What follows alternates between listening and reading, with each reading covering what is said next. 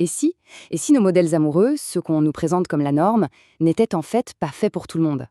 C'est la question qu'on va se poser aujourd'hui. On va plonger dans un sujet fascinant, les liens, parfois surprenants, entre la neurodivergence et le polyamour.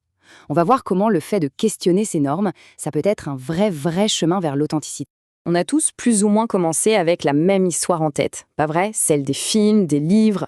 Ce témoignage le dit très bien, on grandit avec cette idée de l'âme sœur, de la personne, l'unique, celle qui nous est destinée. C'est un peu le scénario de base, celui qui est super ancré dans notre culture. Ok, mais que se passe-t-il quand ce scénario, il ne colle pas? Quand on n'arrive pas à le suivre?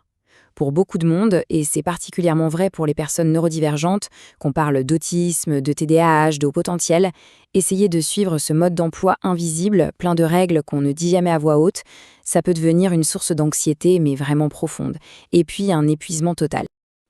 Voilà, ce qui semble évident pour certains, ça devient un vrai casse-tête pour d'autres.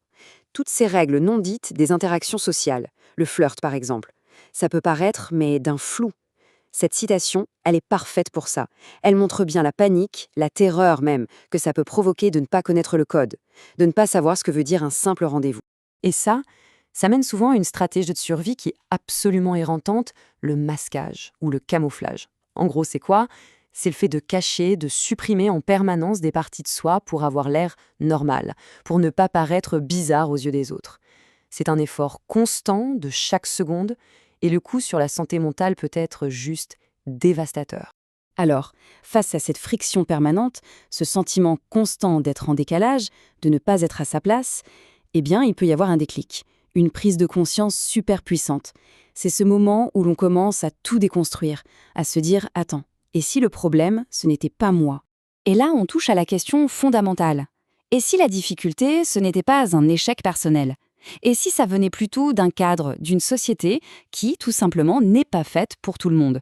Et si le problème, au fond, ce n'était pas l'individu, mais les règles du jeu? Et c'est là que, pour certaines personnes, le fait de découvrir d'autres modèles relationnels, ça agit comme une libération. Ça offre un nouveau vocabulaire. Le simple fait de pouvoir mettre un mot comme polyamour sur ce qu'on ressent, ça peut être carrément révolutionnaire.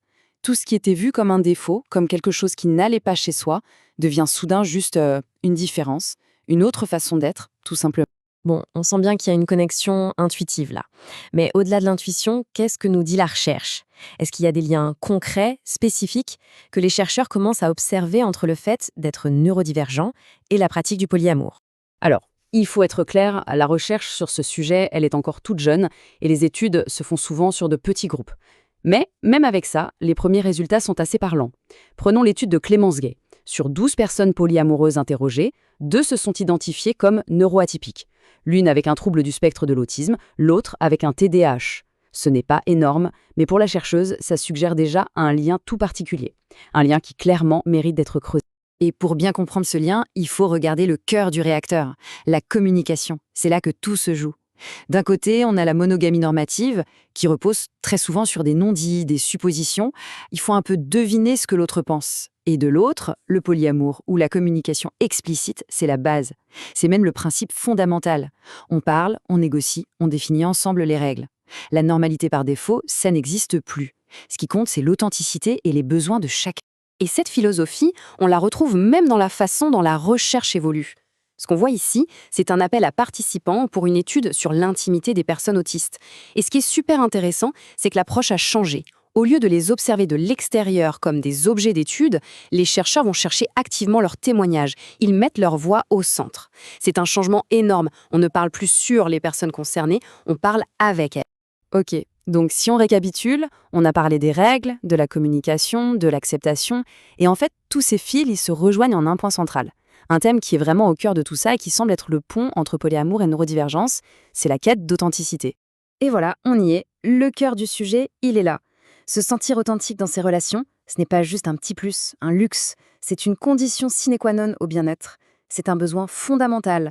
Et pour des personnes qui ont passé une bonne partie de leur vie à porter un masque, c'est carrément vital. Ce témoignage, il est d'une force incroyable. Il dit tout du soulagement immense que c'est de trouver enfin des relations où on peut enfin faire tomber le masque. Être juste soi, sans filtre, sans cette peur permanente au ventre de dire ou de faire ce qu'il ne faut pas.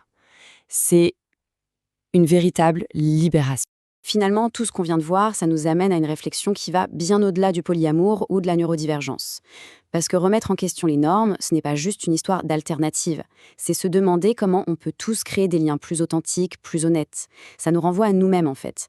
La question, c'est quelles sont ces fameuses règles implicites qui régissent nos propres relations et surtout, qu'est-ce qu'on aurait tous à gagner si on osait juste un peu les questionner.